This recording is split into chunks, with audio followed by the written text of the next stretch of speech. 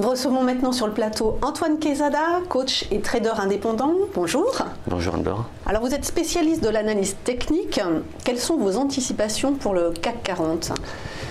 Alors, le CAC 40 est aujourd'hui dans une zone un petit peu neutre, j'allais dire. J'avais fait cette analyse sur ce même plateau il y a 4 mois, la mi-décembre dernier. Et à cette époque, j'avais présenté le graphique que vous avez sous les yeux, qui est un graphique sur les chandeliers japonais en mensuel, c'est-à-dire sur une période de très très long terme. Et on y voit de façon flagrante la cassure de cette fameuse oblique de très long terme, baissière, donc cette oblique qu'on a cassée par le haut.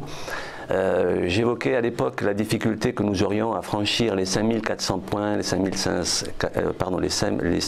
points et 5500 par la suite. Cette cassure ici, avec ce retour sur l'oblique baissière, ressemble fort bien à ce qu'on appelle un pullback, c'est-à-dire sur une cassure de figure chartiste. En l'occurrence ici vous avez un gros triangle. Il y a un potentiel de hausse qui se libère, mais là nous sommes face à une situation de pullback. Et donc on est aujourd'hui sur 5400 points. 380, c'est ça. Alors je veux bien qu'on passe sur le graphique en hebdomadaire. Voilà, en hebdomadaire, donc vous retrouvez ici le triangle que l'on a cassé par le haut avec l'oblique baissière du mensuel. Et là nous sommes sur une zone haussière malgré tout, même si c'est neutre sur du long terme. Nous avons un biseau d'élargissement avec une zone de support qui est au niveau des 5000 points. Alors nous avons rebondi sur ces 5000 points puisque les mois derniers nous avons fait une baisse qui est allée s'appuyer sur ce seuil-là. Et nous avons également une figure, donc cette figure chartiste qui est une figure d'essoufflement de hausse, mais qui malgré tout repose sur un support. Et aujourd'hui, si on se met en journalier, on peut mettre le graphique en journalier, voilà. Sur le graphique en journalier, donc en chandelier japonais, on retrouve une divergence haussière. Moi je suis très friand de divergence, et on voit que cette divergence haussière a provoqué cette cassure d'oblique. Et donc cette sortie de triangle en quelque sorte par le haut. Et nous sommes aujourd'hui, puisque une figure chartiste donne un objectif théorique, et poussée qu'elle est par cette divergence haussière classique, nous sommes à l'heure actuelle sur un niveau de 38,2% de ratio de Fibonacci en extension. C'est-à-dire qu'on est sur une zone sur laquelle un pullback pourrait encore se faire en retour sur les 5300 points, qui seront le gros support qui correspond à la ligne de coût que j'ai tracée ici. Donc je suis assez neutre aujourd'hui parce qu'on est un petit peu au milieu du gué. Donc le CAC pourrait remonter jusqu'à 100% de son objectif théorique, et les 100% nous ramènent à 5570, autant dire pas loin des 5600 points, et il pourrait tout aussi bien, s'il cassait les 5300 points, redescendre sur son gros support des 5000 points. Donc voilà comment je vois la chose. Alors c'est vrai que le CAC a fait un gros effort pour arriver au stade où il est à l'heure actuelle. Je dirais qu'on est un peu au milieu du gué. Alors c'est pas très réjouissant de parler du milieu du gué quand on a envie de prévisions plus précises, mais justement le graphique nous dit qu'il y a une incertitude momentanée. Donc il faut s'en tenir là et ne pas chercher à extrapoler autre chose. Malgré tout, je pense qu'il y a encore un petit potentiel de hausse à court terme. On regarde ensuite sur le marché d'échange, l'euro qui continue de s'apprécier par palier face au dollar.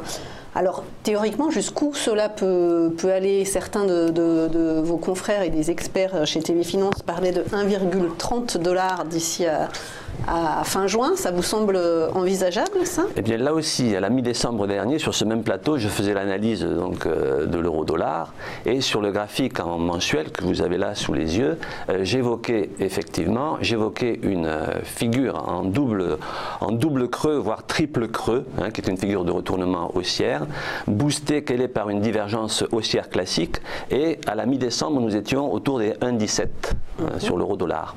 Et donc cette figure chartiste ici donnait comme objectif théorique, c'est-à-dire si on reportait la cassure de la ligne de coût sur son point bas, reporté à la hausse, ça nous amenait à 1,30 effectivement, 1,30, mais j'évoquais le bémol à ce moment-là, qui était cette fameuse oblique baissière qui allait venir stopper la hausse de l'euro-dollar, tout au moins momentanément, sur 1,25.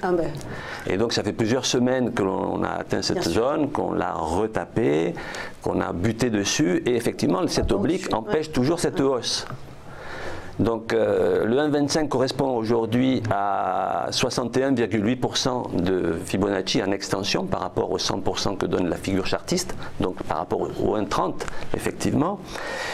Nous avons une hésitation sur cette zone-là puisque nous fluctuons depuis plusieurs semaines maintenant entre les deux paliers, c'est-à-dire le 38,2% de Fibonacci et le 61,8%, c'est-à-dire entre 1,2150 grosso modo et le 1,2488, 1,25.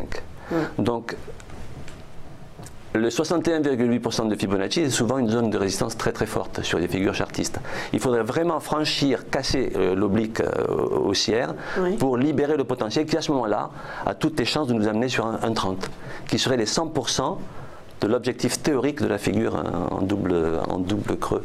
Mais vous, votre sentiment, c'est que... Mon sentiment, c'est qu'on bute longuement dessus. Hein. Là, vous avez le graphique en journalier et effectivement cette zone, un peu comme sur le CAC 40, c'est une zone d'incertitude, on tente de la casser mais on n'y parvient pas et on voit bien les deux niveaux de Fibonacci, le 38,2% et le 61,8% à l'intérieur duquel l'euro-dollar a du mal. Je dirais que, comme sur le CAC 40, le franchissement ici, la cassure libérerait donc ce potentiel pour aller à 1,30 et en contrepartie, je pense, bloquerait l'ascension du CAC 40. Puisque de nombreuses sociétés seraient pénalisées par une forte hausse de l'euro-dollar. C'est déjà le cas sur les annonces de chiffre d'affaires. Hein. Il y a pas mal d'effets de change négatifs. Hein. Ce qui est tout à fait compréhensible. Et à contrario, si l'euro-dollar venait à revenir sur sa zone de support, ça laisserait la porte ouverte à une hausse un peu plus prononcée de l'euro-dollar, du CAC 40. Donc il ne faut pas se rater, hein, l'un ou l'autre. Il ne faut pas se rater, mais bon, graphiquement, c'est assez propre. Hein, mais le graphique vous dit qu'il y a une incertitude momentanée. Il faut franchir des seuils, et c'est le propre de l'analyse technique que de mettre en place des niveaux qui vont donner une lecture ou d'une hausse ou d'une baisse en fonction de la cassure de ces niveaux très importants. Merci Antoine Quesada, coach et trader pour compte propre. Merci à vous.